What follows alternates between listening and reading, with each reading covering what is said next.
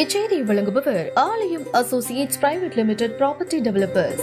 ஆலயம் associates private limited, number 52, third floor, 3B, Ram Darbar, sterling road, Nungambakkam, Chennai 6,34,000. நீங்க history பார்த்தாலே தெரியும். ஃபர்ஸ்ட்ல பொண்ணு கொடுத்த மாமாவை சிஎம் ஆகணும்னு பலி கொடுத்துட்டாரு. அப்புறம் சிஎம் ஆக்குறேன்னு சொன்னா புரந்தேஸ்வரி ஹஸ்பண்ட் இவரை சிஎம் ஆகுறதுக்கு பலி கொடுத்துட்டாரு. அதுக்கப்புறம் ஜூனியர் என்டிஆர் ஹரிகிருஷ்ணாவை எப்படி பலி கொடுத்தாரோ நீங்க பாத்தீங்க. அதுக்கப்புறம் நான் கம்பைன் ஸ்டேட் இருந்தா லைஃப்ல சிஎம் ஆக முடியாதுன்னு நினைக்கும் போது ஸ்டேட் ரெண்டாக்கிட்டு சிஎம் ஆகுறதுக்காக ஜனங்களோட பவிஷ்யத்தோட எப்படி விளையாடு இருக்காங்க நீங்க பார்த்திருக்கீங்க. இப்போ எலெக்ஷன்ஸ்ல நீங்க பார்த்திருப்பீங்க, எப்படியாவது ஆட்சிக்கு வரணும்னு எவ்வளவு பொய்யான ப்ராமிசஸ் எல்லாம் பண்ணிருக்காங்க. இவிஎம்ல எவ்வளவு மேனேஜ்மெண்ட் பண்ணிட்டு எப்படி வந்தாரோ எல்லாருக்கும் தெரியும். ஆனா ஆட்சிக்கு வந்தா இந்த 100 நாள்ல அவர் ப்ராமிஸ் பண்ண எதுவுமே ஜனங்களுக்கு பண்ண முடியல. ஃப்ளட்ஸ் வந்திருக்கு, ஜனங்களுக்கு தண்ணி கொடுக்க முடியல, சின்ன குழந்தைங்களுக்கு பால் கூட கொடுக்க முடியாத வக்கில்லாத இந்த கவர்மெண்ட். ஜனங்க எங்க போராட்டம் செய்யறது எல்லாருக்கும் தெரியுமோ, அது டைவர்ட் பண்ணும். ஸ்டீல் பிளான்ட் பிரைவேட் பண்றாங்க, அது எல்லா லட்சக்கணக்கான அங்க ஒர்க் பண்றவங்க ஃபைட் பண்ணிட்டு இருக்காங்க, அது ஜனங்களுக்கு தெரியக்கூடாது. இந்த மாதிரி நிறைய தப்பு பண்ற சந்திரபாபு நாயுடு அந்த தப்பெல்லாம் ஜனங்களுக்கு தெரியாம டைவர்ட் பண்றதுக்கு டைவர்ட் பாலிடிக்ஷன் தான் இந்த லட்டு விஷயம் கொண்டு வந்திருக்காரு. ஏன்னா உண்மையிலே கடவுள் மேல பக்தி பயம் இருந்தா இந்த மாதிரி ஒரு தப்பு நடந்ததுன்னா சிஎம்ஆ இருக்கிறவங்க டிப்யூட்டி சிஎம்ஆ இருக்கிறவங்க என்ன செய்யணும், அது மேல என்கொயரி பண்ணணும். என்கொயரி பண்ணிட்டு தப்பு பண்ணவங்கள தண்டிக்கணும். அப்படி இல்லாம அவங்களோட என்டிஏ கூட்டணி மீட்டிங் நடக்கும் போது இந்த மாதிரி ஒரு தப்பு நடந்தது, இந்த மாதிரி அனிமல் ஃபேட் இதுல மிக்ஸ் ஆயிருக்குன்னு சொல்லி அவர் பேசுனது, அந்த பேஸ்ல போய் உண்மையாக்குறதுக்காக அவர் ஒரு ரிப்போர்ட் கொண்டு வந்திருக்காரு. அந்த ரிப்போர்ட் நீங்க பாத்தீங்கன்னா என்டிடிபி ரிப்போர்ட் இதுல கிளியரா இருக்கும். மார்ச்சோட ஜெகன்மோகன் ரெட்டி சார் சிஎம் முடிஞ்சிச்சு, எலெக்ஷன் அனௌன்ஸ் பண்ணாங்க. ஜூன்ல சந்திரபாபு நாயுடு சிஎம் ஆனார். ஜூலைல தான் அந்த டேங்கர்ஸ் வந்திருக்கு. 17/7/2024 கண்டெய்னர்ஸ் வந்திருக்கு. அது டெஸ்ட்டுக்கு அனுப்புனா 23/7/24 தான் ரிசல்ட்ஸ் வந்திருக்கு. அந்த 23 அன்னைக்கு Tirumala EO Shamal Rao press meet வச்சுட்டு இதுல வனஸ்பதி வெஜிடபிள் ஃபேட் மிக்ஸ் ஆனதுனால 8 கண்டெய்னர்ல 4 நல்லா இருக்கு உள்ள அனுப்பணும், 4 கண்டெய்னர்ல vanaspati ghee vegetable oil mix ஆனதுனால ரிஜெக்ட் பண்ணிட்டோம், யூஸ் பண்ணலன்னு கிளியரா ஒரு ஈஓ சொல்லியிருக்காங்க. ஏன்னா டிடிடி ஈஓ கண்ட்ரோல்ல இருக்கும். ஈஓல சேர்மன் கமிட்டி தான் அதுல மெயின் போர்ஷன், அதுல கவர்மெண்ட் இன்வால்வ்மெண்ட் ஒன்னும் இருக்காது. சோ கிளியர் கட்டா வந்தது. நீங்க சிஎம்ஆ இருக்கும் போது சந்திரபாபு நாயுடு கண்டெய்னர் வந்தது, சாம்பிள் எடுத்தது, ரிப்போர்ட் வந்தது, எல்லாமே உங்க கவர்மெண்ட்ல தப்பு நடக்கல, அது யூஸ் பண்ணல, அது வெஜிடபிள் ஆயில்னு ஈஓ சொல்லிருக்காங்க. ஆனா நீங்க ஜெகன்மோகன் ரெட்டி பொலிட்டிக்கலா ஜீரோ ஆக்கணும்னு ஒரு ராங் இன்டென்ஷனோட நீங்க பேசுறது இந்த ரிப்போர்ட்ல டேட்டோட வெளியே வந்துருச்சு. ஸோ அதனால நீங்க தப்பு பண்ணது பேக் ஃபயர் ஆனது உங்களுக்கு தெரிஞ்சதுனால நீ சைடுக்கு ஒதுங்கிட்ட. உன்னோட டைரக்ஷன்ல ஹீரோ பவன் கல்யாண் முன்னுக்கு வந்திருக்காரு. ஏன்னா சந்திரபாபு நாயுடுக்கு எப்பவுமே கடவுள்னா பக்தி இல்ல, பயம் இல்ல. இங்க பாத்தீங்கன்னா உங்களுக்கே தெரியும், எப்பவுமே எந்த பூஜை பண்ணாலும் ஷூஸ் போட்டுட்டு தான் பண்ணுவார்.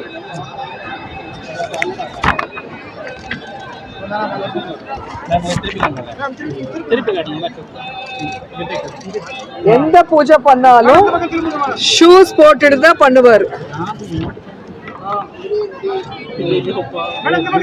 நீங்க எந்த போட்டோ வேணாலும் பாருங்க, எந்த போட்டோ பார்த்தாலும் ஷூஸ்.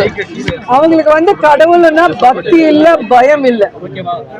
சோ ஒரு வாட்டி உங்களுக்கே தெரியும், வெயில் கால மண்டபம் திருமலையில அவர் டெஸ்ட்ராய் பண்ணதுனால அதே திருமலையில பாம் பிளாஸ்ட் ஆயிருக்கு. ஸோ கடவுள் பனிஷ்மெண்ட் கொடுத்தாரு. ஆனாலும் புத்தி வராம மறுபடியும் தப்பு பண்ணிட்டு இருக்காரு. அவர் வந்து ஜெகன்மோகன் ரெட்டி டார்கெட் பண்றேன்னு நினைக்கிறாரு. ஆனா இன்னைக்கு வந்து ஆந்திரால மட்டும் இல்ல, இந்தியால மட்டும் இல்ல, உலகம் முழுக்க வெங்கடேஸ்வர சுவாமிய பூஜை பண்றவங்க, பக்தியோட அந்த லட்டுவை வந்து பிரசாதத்தை வந்து தம அதிருஷ்டமா நினைச்சு சாப்பிடுறவங்கள வந்து ஒரு கன்ஃபெஷன்ல போட்டுட்டு இன்னைக்கு சாமி மேலே நம்பிக்கை போற அளவுக்கு சந்திரபாபு நாயுடு பண்றாருன்னா, அந்த மாதிரி டட்டி பாலிடிக்ஸ் பண்ற பொலிட்டீஷியனை இது வரைக்கும் யாரும் பார்த்திருக்க முடியாது. இன்னைக்கு மறுபடியும் நான் கிளியரா சொல்றேன், அவங்க சொல்ற ஒவ்வொன்றுமே பொய்யா பேசுறாங்க. இன்னைக்கு அவரோட டைரக்ஷன்ல பவன் கல்யாண் சொல்றாங்க, ஏன் நந்தினி நெய் யூஸ் பண்ணல, ஏன் கம்மி ரேட்டுக்கு நெய் யூஸ் பண்றீங்கன்னு சொன்னீங்க. நான் அதுக்கு தான் எல்லாமே கொண்டு வந்தேன். 2014 அக்டோபர்ல இருந்து அவங்க ஆட்சிக்கு வந்தாங்க, 2014 to 19. அப்போ வந்து அந்த நந்தினி நெய் ஃபர்ஸ்ட் டைம் 306க்கு வாங்கியிருக்காங்க.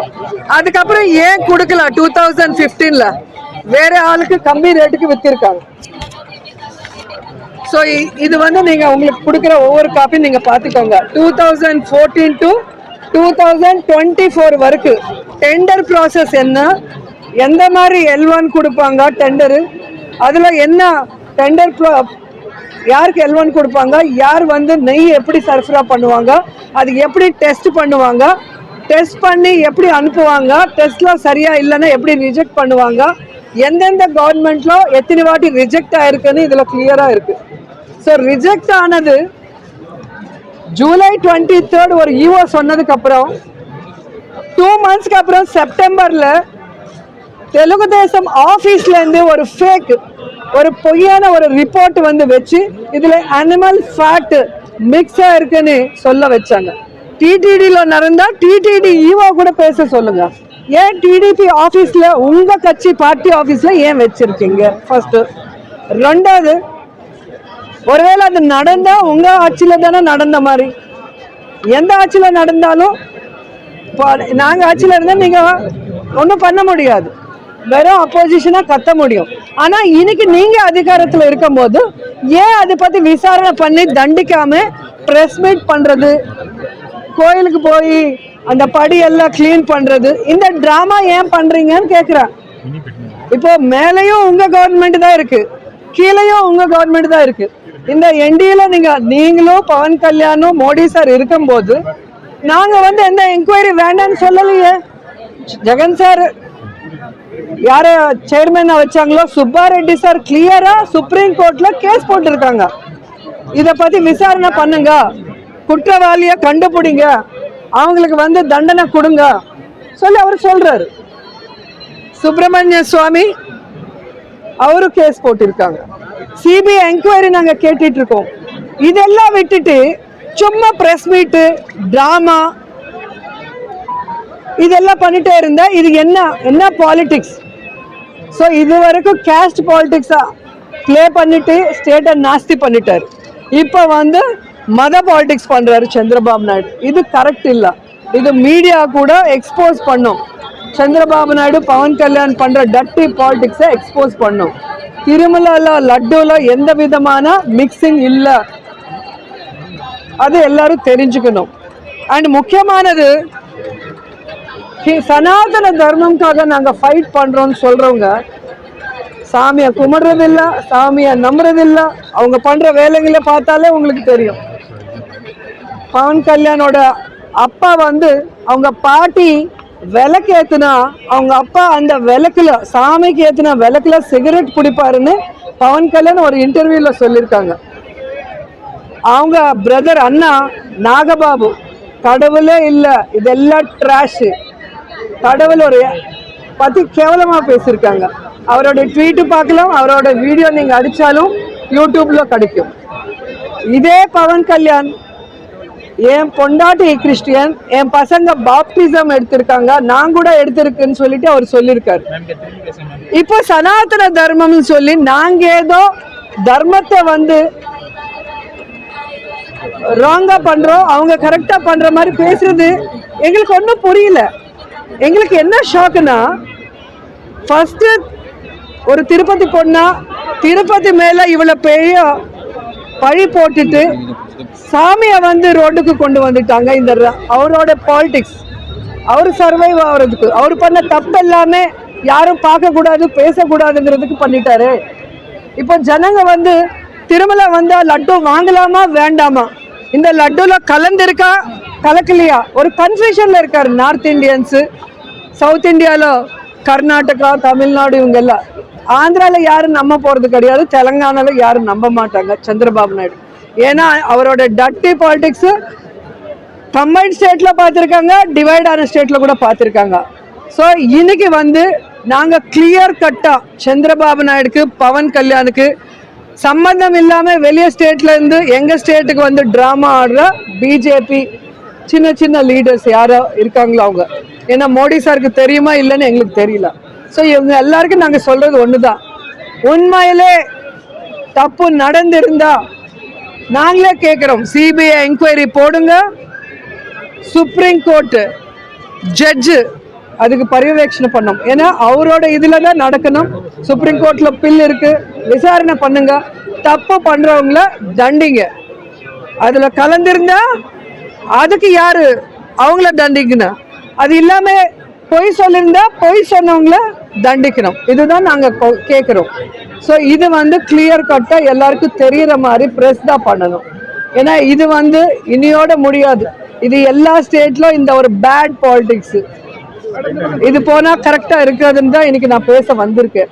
ஸோ இன்னைக்கு எல்லா கோயிலில் நாங்கள் எல்லா கடவுளை வேண்டிக்கிறோம், இந்த சந்திரபாபு நாயுடு நல்ல புத்தி கொடுங்க, அவரால் முடிஞ்சா நல்ல வேலை செய்ய சொல்லுங்க, இல்லைன்னா வீட்டில் போய் படுக்க சொல்லுங்க ரிசைன் பண்ணிட்டு.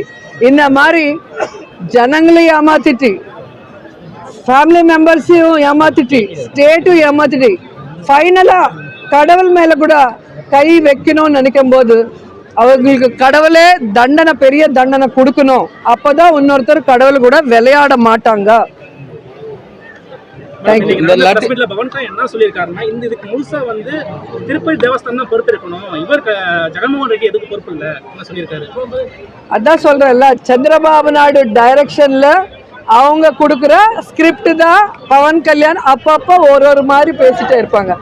நம்ம ஒரு படத்துல ஒரு கேரக்டர் இருக்கும், இன்னொரு படத்துல இன்னொரு கேரக்டர் இருக்கும். இந்த ஷூட்டிங் போகும்போது இந்த டைரக்டர் கொடுக்குற டயலாக் ஸ்கிரிப்ட் பேசுவோம், இங்க வந்தா இங்க வேற கெட்டப் போட்டு இங்க ஒரு ஸ்கிரிப்ட் பண்ணுவோம்.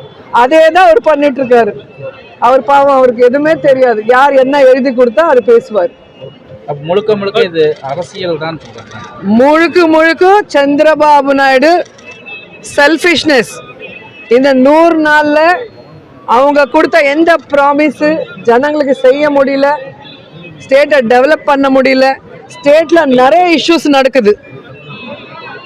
ஃப்ளட்ஸ் வந்து எவ்வளோ பேர் செத்து போயிட்டாங்க, எவ்வளோ பேர் கஷ்டப்படுறாங்க, யாருக்குமே எதுவுமே செய்ய முடியாமல் ஸ்டீல் பிளான்ட் ப்ரைவேட் பண்ணுறாங்க. இந்த விஷயங்கள் எல்லாம் ஜனங்கள் பேசக்கூடாது, இது பேப்பரில் வரக்கூடாது, பக்கத்து ஸ்டேட்டுக்கு தெரியக்கூடாதுன்னு ஒரு டைவர்ஷன் பாலிடிக்ஸ் மட்டும்தான். தப்பு செய்யலைன்னா கோர்ட்ல கேஸ் போட்டுருக்கலாமே. நாங்கள் சுப்ரீம் கோர்ட்டில் கேஸ் போட்டிருக்கோம். எங்க X chairman Subbareddy sir CBI enquiry கூட பண்ண சொல்லிட்டு சுப்ரீம் கோர்ட்டில் கேட்டுட்டு இருக்கோம்.